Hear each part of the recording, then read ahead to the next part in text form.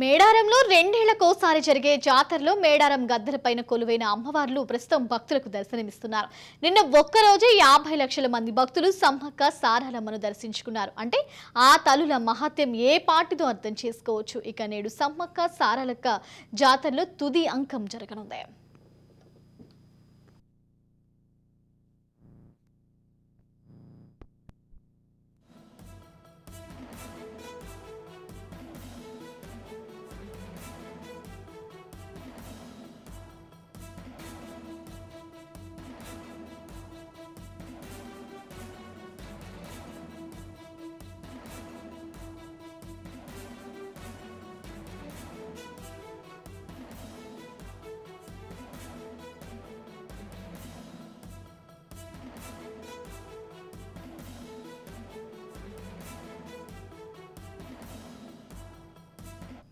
నాలుగు రోజుల మహాజాతరలో భాగంగా తొలి రోజు పగిడిగిద్దరాజు గోవిందరాజులు జంపన్న మేడారం గద్దెలపైకి రాక ఆ తర్వాత రోజు సారలమ్మను కన్నేపల్లి నుంచి మేడారం తీసుకొచ్చారు.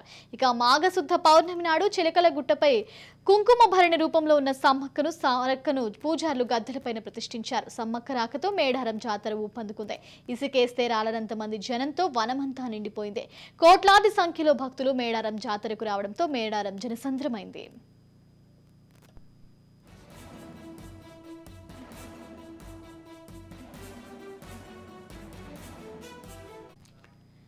నాలుగవ రోజు జాతరలో చివరి ఘట్టమైన అమ్మవార్లు వనప్రవేశం చేయడంతో జాతర ముగియనుంది.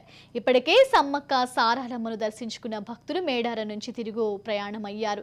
దీంతో మేడారం జాతరలో అమ్మవార్లను దర్శించుకోవడానికి వెళ్లే వారి సంఖ్య భారీగానే ఉంటుందని అంచనా వేస్తున్నారు. ఓవరాల్ ఇదే అంశానికి సంబంధించి మరింత సమాచారం మా ప్రతినిధి సతీష్ అందిస్తారు. మేడారం సమ్మక్క సారలమ్మ జాతర ప్రపంచంలోనే అతిపెద్ద గిరిజన జాతరగా చెప్పుకునేటువంటి శ్రీ మేడారం సమ్మక్క తెలంగాణ కుంభమేళగా పిలిచే శ్రీ మేడారం సమ్మక్క సారలమ్మ జాతర ప్రపంచంలోనే అతిపెద్ద గిరిజన జాతరగా చెప్పుకునేటువంటి శ్రీ మేడారం సమ్మక్క సారలమ్మ జాతర మహోన్నతమైనటువంటి ఘట్టాలు పూర్తవుతున్నటువంటి పరిస్థితి ఉంది. మొత్తానికి ప్రతి 2 సంవత్సరాలకు ఒకసారి మాఘశుద్ధ పౌర్ణమి నాడు ప్రారంభమై 4 రోజుల పాటు కొనసాగేటువంటి శ్రీ సమ్మక్క సారలమ్మ జాతర ఈసారి కూడా వైభవంగా కొనసాగుతుంది.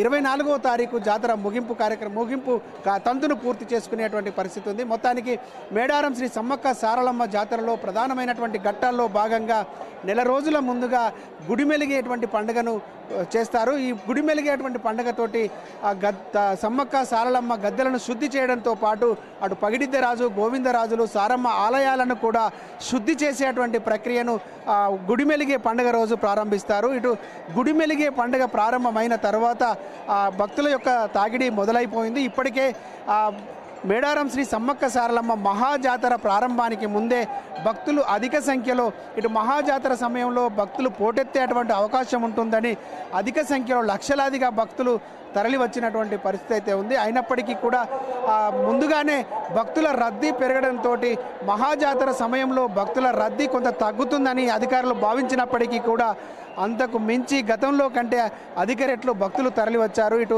తమ ఇష్టదైవమైనటువంటి వనదేవతలైనటువంటి సమ్మక్క సారలమ్మ తల్లను దర్శించుకొని మొక్కులు చెల్లించుకునేందుకోసం భక్తులైతే పోటెత్తినటువంటి పరిస్థితి ఉంది. తెలంగాణ రాష్ట్రం సహా దేశంలోని అనేక రాష్ట్రాల నుంచి భక్తులైతే లక్షలాదిగా తరలి వచ్చారు. ఇప్పటికే 1 కోటికి పైగా భక్తులు అమ్మవార్లను దర్శించుకున్నట్టుగా అధికారులు అయితే చెప్తా ఉన్నారు. సమ్మక్క సారలమ్మ సంబంధించి ఇది వీరత్వానికి దైవత్వం తోడైనటువంటి ఘటనగా చెప్పుకుంటారు. ఇది మేడారం ప్రజలకు సంబంధించి వరుసగా కరువు కాటకాలు వచ్చినటువంటి సమయంలో అటు కాకతీయ పాలకులు కప్పం కట్టాల్సిందే అంటూ ఇక్కడి మేడారం ప్రాంత ప్రజలపైన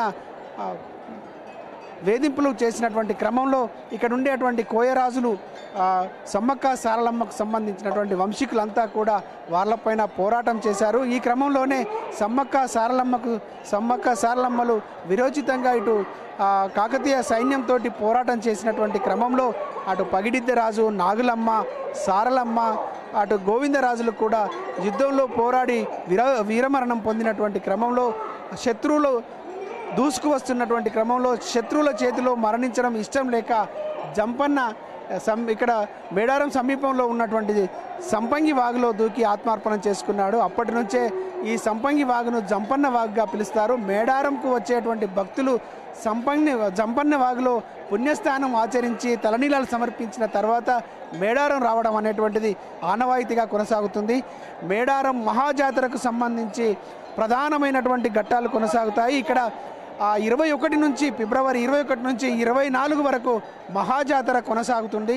21వ తేదీన ఇటు కన్నెపల్లి నుంచి సారలమ్మ తరలి వచ్చేటువంటి ఘట్టం మహోన్నతమైనటువంటి ఘట్టం. అటు సారలమ్మ కన్నెపల్లి నుంచి తరలి వస్తున్నటువంటి క్రమంలో జంపన్న వాగు మీదిగా మేడారం గద్దెలకు చేరుకుంటుంది. ఆ మేడారం గద్దెలకు చేరుకుంటున్నటువంటి క్రమంలో భక్తులు సారలమ్మకు స్వాగతం పలుకుతూ పొర్లు దండాలు పెడుతూ జంపన్న వాగు మీదిగా మేడారం చేరుకుంటుంది. ఆ ఘట్టంలో భక్తులు తన్మయత్వంతో సారలమ్మ తల్లికి పూజలు చేస్తూ స్వాగతం పలుకుతూ గద్దెలకు ఆహ్వానిస్తారు. వీరితో సమ్మక్క తల్లితో పాటుగా 20వ తేదీనే పగిడిద్ద రాజు అటు మహబూబాబాద్ జిల్లాలోని పునుగుల నుంచి బయలుదేరి పాదయాత్రగా 80 కిలోమీటర్లు నడిచి భక్తుల యొక్క తన్మయత్వంతో గిరిజన సాంప్రదాయాలతోటి పాదయాత్రగా తరలివచ్చి మేడారం గద్దెలకు చేరుకుంటారు. పగిడిద్ద రాజు కూడా పాదయాత్రగా వచ్చి 21వ తారీఖు సారలమ్మకు స్వాగతం పలికి గద్దెకు చేరుకునేటువంటి పరిస్థితి ఉంటుంది. మరొక వైపు కొండాయి నుంచి 21వ తేదీనే గోవిందరాజులు కూడా తరలి వచ్చి గద్దెకు చేరుకుంటారు. గద్దెకు చేరుకొని పూజలు అందుకుంటారు. మొత్తానికి 21వ తేదీన అటు సారలమ్మ, పగిడిద్దరాజు, గోవిందరాజులు గద్దెకు చేరుకుంటారు. మేడారం శ్రీ సమ్మక్క సారలమ్మ జాతరలో మహోన్నతమైనటువంటి తన్మయత్వంతో కూడినటువంటి ఘట్టం సమ్మక్క తల్లి చిలకలగుట్ట నుంచి మేడారం చేరుకునేటువంటి ఘట్టం. చిలకలగుట్ట నుంచి బయలుదేరినటువంటి సమ్మక్క తల్లికి జిల్లా ఎస్పీ పోలీసు లాంఛనాలతోటి గాల్లోకి కాల్పులు జరిపిన తర్వాత సమ్మక్క తల్లిని చిలకలగుట్ట నుంచి తీసుకువస్తారు. ఈ తీసుకువచ్చేటువంటి క్రమంలో భక్తులు అడుగడుగున రంగురంగులైనటువంటి అందమైనటువంటి ముగ్గులు వేసి ఆటపోతులను బలిస్తూ ఎదుర్కోలనిస్తూ స్వాగతం పలుకుతారు. ఈ క్రమంలో జాతరలోనే హైలైట్గా నిలిచేటువంటి ఘట్టం సమ్మక్క తల్లిని మేడారం తీసుకొచ్చేటువంటి ఘట్టం. ఇక్కడ భక్తులంతా అత్యంత తన్మయత్వంతో పులకించిపోతూ సమ్మక్క తల్లికి స్వాగతం పలుకుతారు. ఈ క్రమంలో సమ్మక్క తల్లిని గద్దెకు తీసుకొచ్చిన తర్వాత 22వ తేదీన సమ్మక్క తల్లి గద్దెకు చేరిన తర్వాత మొక్కుల చెల్లింపు ప్రక్రియ అనేటువంటి జరుగుతుంది. సమ్మక్క సారలమ్మ తల్లులు పగిడిద్దరాజు, గోవిందరాజులు గద్దెకు చేరిన తర్వాత భక్తులు సుదూర ప్రాంతాల నుంచి దేశంలోని నలుమూలల నుంచి తరలి వచ్చినటువంటి భక్తులు, కోట్లాదిగా తరలి వచ్చినటువంటి భక్తులు సమ్మక్క సారలమ్మ తల్లులకు మొక్కులు చెల్లించుకుంటారు. ఎదురు కోళ్ళు ఇచ్చి ఎత్తు బంగారంతో శివసత్తుల పూనకాలతోటి ఆ నృత్యాలతోటి గిరిజన సాంప్రదాయాలతోటి తరలివచ్చి భక్తులు సమ్మక్క సారలమ్మ తల్లులకు మొక్కులు చెల్లించుకొని తమను చల్లగా చూడాలని వేడుకునేటువంటి ఘట్టం జరుగుతుంది. ఆ సమ్మక్క సారలమ్మ తల్లులు గద్దెలపైన ఉన్నప్పుడే దర్శించుకోవడం అనేటువంటిది ఆనవాయితీగా వస్తుంది.